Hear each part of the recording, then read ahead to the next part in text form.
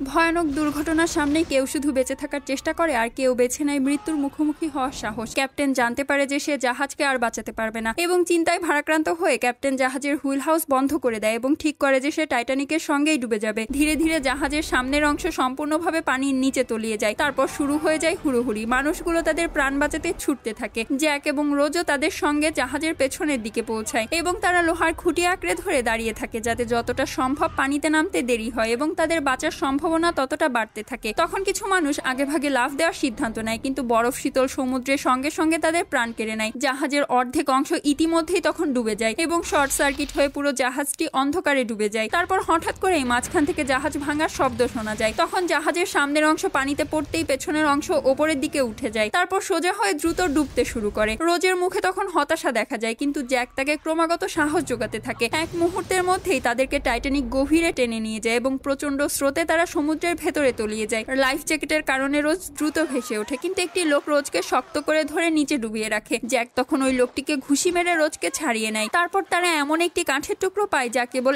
একজনেরই ওজন নিতে পারে। জ্যাক তখন রোজকে কাঠের টুকরোটির ওপর উঠিয়ে দেয় এবং প্রচুর ঠান্ডা পানি থেকে জ্যাক তার জীবন বাঁচিয়ে দেয়। কিন্তু সেই রাতে উত্তর আটলান্টিকের বরফ ঠান্ডা পানিতে 1500-র বেশি মানুষ মারা যায় এবং অন্ধকারে ডুবে যাওয়া মানুষ সাহায্যের জন্য চিৎকার করতে থাকে। তখন এক ডুবতে থাকা ক্রু মেম্বার অবিরাম সিটি বাজাতে থাকে এবং আশা করে যে কেউ এসে তাদের বাঁচাবে। মিসেস ব্রাউন তখন সাহায্যের জন্য ডাকতে থাকে, কিন্তু কেউ সাড়া দেয় না। ক্রু লিডার শেষ পর্যন্ত বলে যে যদি কেউ আবার ডাকাডাকি করে তবে তাদের পানিতে ফেলে দেওয়া হবে। বিপর্যস্ত হয়ে বসে থাকা মানুষগুলো চুপচাপ সবকিছু দেখতে থাকে এবং তারা বুঝতে পারে যে এই নীরবতা তাদের সারা জীবনের লজ্জা ও অনুশোচনা হয়ে থাকবে। সময় তখন গড়িয়ে যায় এবং সমুদ্র ধীরে ধীরে শান্ত হয়ে যায়। অধিকাংশ মানুষ ঠান্ডা ও ভয়ের কারণে ইতিমধ্যেই তখন মারা যায়। রোজ তখনও কাঠের টুকরোয় কাঁপতে থাকে এবং জ্যাকের অবস্থাও সংকটজনক পূর্ণ হয়ে যায়। শেষ পর্যন্ত শেষ শক্তি দিয়ে জ্যাক রোজকে তার দেওয়া প্রতিশ্রুতির কথা মনে করিয়ে দেয়। রোজ তখন হ্যাঁ বলে এবং তারপর দুজনেই অজ্ঞান হয়ে যায়। অবশেষে একমাত্র উদ্ধার নৌকাটি ফিরে আসে, কিন্তু তখন সমুদ্র ছিল মৃত, যেন কোথাও আর জীবিত কেউ নেই। নৌকাটি তখন ধীরে ধীরে চলতে থাকে। হঠাৎ চাঁদের এক